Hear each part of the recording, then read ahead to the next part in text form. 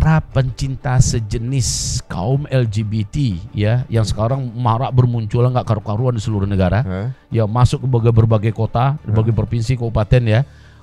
Gila-gilaan sekarang. Ini memang sedang dipromosikan betul semua pemuda-pemudi laki-laki wanita melalui makanan, suntikan, melalui apa saja yang bisa membuat orang memiliki kecenderungan suka dengan sesama jenis. Ditambah lagi dengan film-film porno dan segala macamnya yang membuat mereka banyak tontonan yang haram. Ya, ditambah lagi dengan komunitas ini wabah nggak karu-karuan seperti wabah zombie yang membuat mereka begitu mudah ketularan untuk menjadi LGBT dan sebagainya. Dan kaum LGBT ini adalah pencinta dan penyembah sejati Dajjal nanti.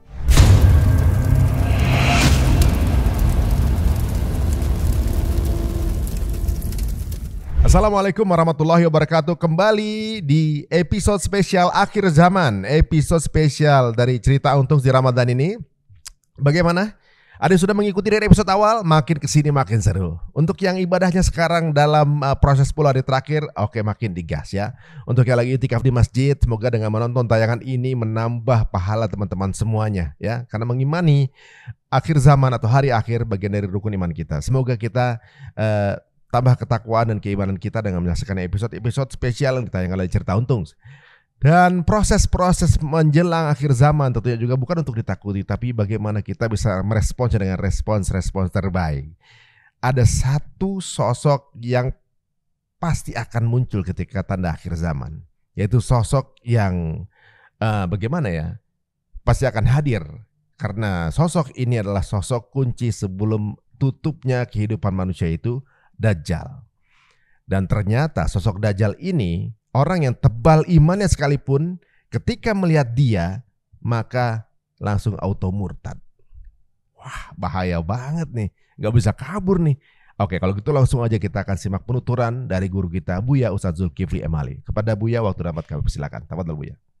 Ya, ada orang Islam tapi munafik. Hari ini bermunculan gak karu-karuan banyaknya orang munafik. Yang keberapa lagi?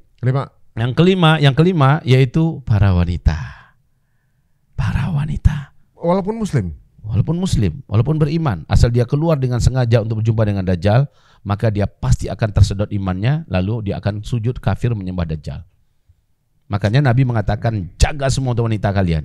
Masih ingat setelah perang Armageddon, perang dunia keempat, bagaimana orang beriman segera lari untuk menyelamatkan keluarganya? Dan itu perintah Rasulullah, selamatkan perempuan kalian. Perempuan seberapapun kuat imannya, ahli tahajud segala macamnya, ketika Dajjal datang, dia dalam kondisi lemah. Ketika Dajjal datang, dia menyebarkan kekuatan-kekuatan sihirnya. Dia menyebarkan jin-jin dan setan-setannya untuk seperti ada kekuatan yang menyedot mereka untuk keluar. Seperti kayak terhipnotis gitu ya, keluar ingin membuka pintu sendiri untuk berjumpa dengan Dajjal. Karena itu Rasul mengatakan ikat kaki mereka, ikat tangan mereka. Ya, tutup pintu rumah kalian untuk jendela, baca surah Al-Kahfi dalam rumah. Itu rahasianya.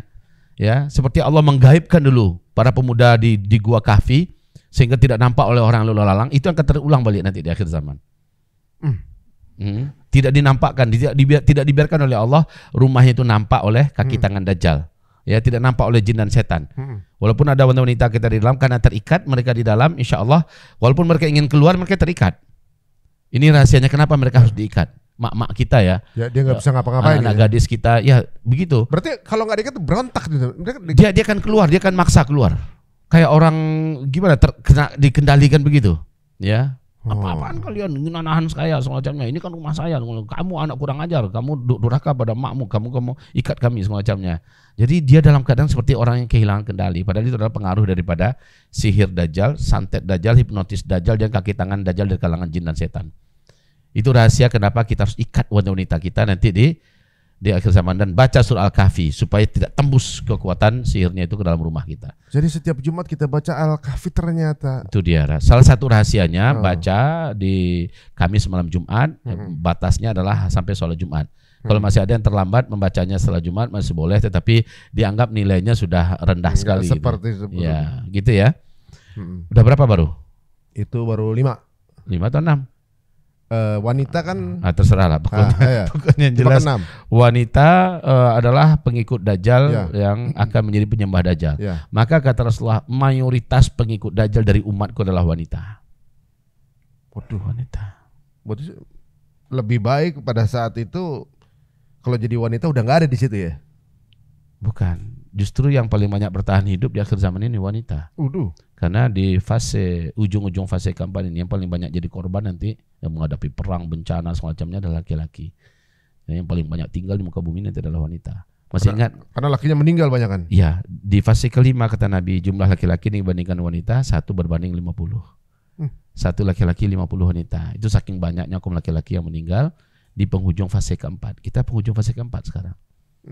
Laki-laki yang menghadang segala macam marah bahaya, peperangan, pembantaian semacam, laki-laki yang banyak terkorbankan nanti. Nah, kayaknya kita nih. Tapi kan Buya udah melakukan sesuatu. Lakukan cepat, masih ada waktu. Jangan tunda-tunda. Ya, oke gitu. Jadi para ibu-ibu, para istri yang ada di rumah, ini antunna bersuami mungkin tak lama lagi. Mungkin suami-suaminya diambil oleh Allah. Ayo mumpung masih ada suami, maksimalkan kesolehahan kita sebagai istri kepada suami-suami kita ya. Buat suami kita bangga dan kita mencintai, kita ridho dengan kita. Ketika dia meninggal dalam keadaan ridho kepada kita, wajib untuk istri ini masuk surga kata Rasulullah sallallahu alaihi wasallam. Ya. Jadi gitu Mas Erintung. Itu baru yang ke-6. Sekarang yang ke-7. Siapa lagi berikut yang ke-7? Semua umat Nabi yang mencintai dosa dan maksiat. Udah tahu dia dosa, dia mencintai dosa itu, menunda-nunda tobat. Maka malah dia bangga-bangga berbuat dosa itu. Apapun jenis dosanya, mau berjudi, mau berzina, mau apa. Pokoknya dia mencintai dan gandrung, ya. Malah dinasihati, dia bentak-bentak orang menasihati dan sebagainya. Nah, ini orang macam gini, Dajjal datang langsung menguap imannya dan dia murtad, kafir. Itu yang ke-7. Yang ke-8 adalah para pencinta sejenis kaum LGBT ya, yang sekarang marak bermunculan nggak karu-karuan di seluruh negara. Ya masuk ke berbagai kota, berbagai provinsi, kabupaten ya. Gila-gilaan sekarang. Ini memang sedang dipromosikan betul semua pemuda-pemudi laki-laki wanita melalui makanan, suntikan, melalui apa saja yang bisa membuat orang memiliki kecenderungan suka dengan sesama jenis. Ditambah lagi dengan film-film porno dan segala macamnya yang membuat mereka banyak tontonan yang haram. Ya, ditambah lagi dengan komunitas ini wabah nggak karu-karuan seperti wabah zombie yang membuat mereka begitu mudah ketularan untuk menjadi LGBT dan sebagainya. Dan kaum LGBT ini adalah pencinta dan penyembah sejati Dajjal nanti. Ketika Dajjal keluar, pengikutnya udah banyak duluan tersiapkan oleh kaki tangannya. Jadi yang bergerak sekarang kaki tangan Dajjal ya, untuk mempersiapkan sebanyak-banyaknya pengikut-pengikutnya, termasuk kaum LGBT.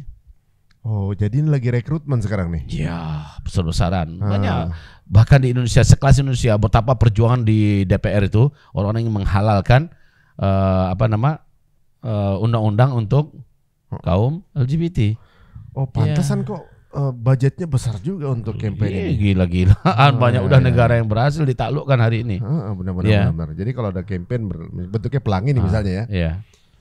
Sampai pelangi aslinya mungkin marah kali ya. Lebih populer pelanginya mereka dibanding pelangi. Saya nggak ada apa-apa, kenapa saya diidentifikasikan seperti itu kan gitu. Kak, saking campaignnya dengan biaya besar itu. Nah, Allahumma sholli ala Muhammad. Jadi itu yang ke berapa tadi? Ke-8 ya. Masih lagi? Masih. Yang ke-9. Oh, berarti sebenarnya tadi itu wanita 5 berarti tadi. Iya. Oh, berarti di ke-8 ini. Oke lah, nggak perlu urutan. Yang penting komunitasnya. Jadi berikutnya adalah semua komunitas yang mengatasnamakan Islam tapi aliran sesat. Dengan nama mengatasnamakan Islam. Tapi dia adalah aliran sesat, bukan Ahlussunnah wal Jamaah, bukan pula ajaran yang diajarkannya adalah ajaran yang dibawa oleh Nabi Muhammad SAW. Tapi mengatasnamakan Islam, apapun itu kelompoknya, di negara manapun itu kelompoknya, maka mereka akan menjadi pengikut Dajjal. Mereka akan murtad, ya, termasuk kaum yang ke-10 ya, termasuk kaum yang tadi saya membatasi dengan batasan yang tidak usahlah pakai penyebutan batas nama. Yang ke-10 adalah kaum takfiri. Kaum yang sangat cepat mengkafir-kafirkan orang lain di luar komunitas dia. Yang seolah yang benar itu cuma dia. Yang lain di luar dia kafir. Walaupun dia Islam. Walaupun dia orang Islam, tapi orang di luarnya kafir. Nah, kelompok macam ini kan ada seperti ISIS dan sebagainya. Ya kan di luar komunitas dia kafir semua. Kata Rasulullah, mereka keluar dari agama secepat keluarnya anak panah dari busurnya.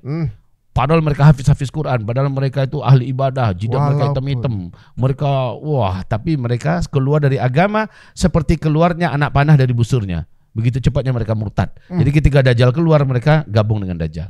Iman itu memang udah nggak dianggap oleh Allah Subhanahu wa taala. Jadi yang mementingkan kesombongan kelompok gitu ya. Ya. Ya Ya, Allah. nauzubillah. Makanya nih, aduh ini banyak evaluasi ya. Nah. Di Indonesia ini kan sepertinya umat muslim banyak ya. Mm. Tapi sepertinya lebih fanatik dengan benderanya dibanding Kita khawatir tujuan. ya Allah, lindungi umat Nabi Muhammad. Kita melihat kondisi umat pada hari ini betul-betul sudah sangat lena dan mengklaim bahwa hanya dirinya, kelompoknya saja yang Iya. paling benar. Padahal bagi kita yang paling benar adalah betul-betul merapat habis dengan Al-Quran dan Sunnah. Dan dia tidak fanatik dengan nama kelompok. Dan dia tidak fanatik kepada gurunya. Selama yang dibajar oleh gurunya murni Al-Quran dan Sunnah seperti dipahami Nabi Muhammad dan para sahabat generasi salaf dan imam mazhab yang 4, maka dia adalah Ahlus Sunnah wal Jamaah. Apapun nama kelompoknya. Tapi kalau sudah bukan seperti itu karakternya, maka dia termasuk yang akan menjadi pengikut Dajjal saat Dajjal itu keluar. Iya, kalau sekarang kan ibaratnya dengan tujuan sama. Contoh saya kalau kasih analogi itu misalnya sama-sama menuju Monas. Iya. Yang satu lewat Sudirman, yang satu lewat Kuningan. Kalau nggak sama-sama lewat Sudirman, yang Kuningan dianggap salah. Apaan ini? Apaan nih gitu? Iya. Atau yang lewat Kuningan, yang lewat Sudirman dianggap Iya. nyeleweng, Iya. gitu. Padahal kalau jalan masing-masing akan ketemu juga. Ketemu Mungkin juga di sana. mungkin ada yang lebih jauh, Iya. lebih lama, lebih sampai belakangan, tapi akan ketemu juga. Cuma Iya. ini sepertinya sekarang lebih fanatik dengan pengajiannya, seperti hanya kayak oke, kamu Islam, tapi kan kamu bukan Islam ini gitu kan. Iya.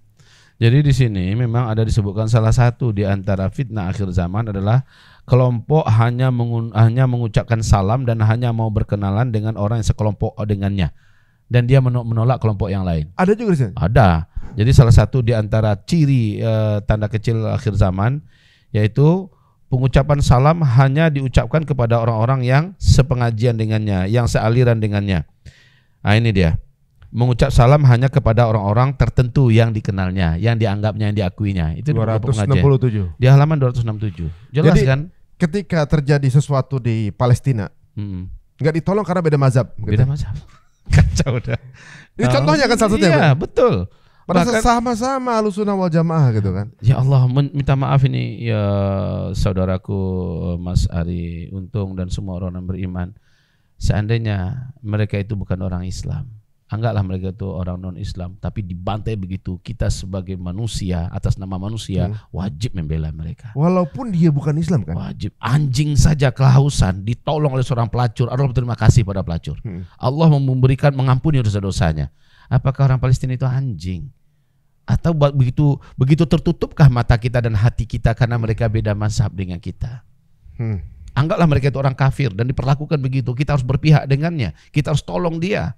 Ya, bagaimana ini adalah saudara Ahlussunnah wal Jamaah kita. Misalnya pun mereka tuh bukan orang Muslim. Dan yang membantai orang Muslim, kita pun perlu membela yang dibantai ini kan. Maka kata Rasulullah, unsur akhaka az-zalima wal mazluma. Tolonglah saudaramu yang zalim dengan yang dizalimi. Tolong dua-duanya. Bingung sahabat. Ya Rasulullah, kalau biasanya yang kami pahami yang dizalimi yang ditolong. Gimana cara nolong yang zalim? Kau tahan dia, jangan dia melanjutkan lagi kezalimannya. Kan gitu. Gitu cara menolong orang yang zalim. Ketika dia menzalimi, tahan dia, jangan sampai melanjutkan lagi kezalimannya. Itu saudara. Ya. Apalagi ini bukan saudara Yahudi keparat ini bukan saudara, ini lebih binatang daripada binatang kejahatan mereka buat. Ya. Jadi dalam kondisi sekarang Allah ya, tidak pantas kita mengucapkan kalimat yang mengatakan mampu saja mereka semua, mati aja lah. Semoga Allah Subhanahu wa taala memberi hidayah kepada hatimu selagi engkau masih berhak menurut Allah dapat hidayah itu. Tapi kalau tidak, Allah akan mengurus engkau nanti di hari kiamat dengan neraka.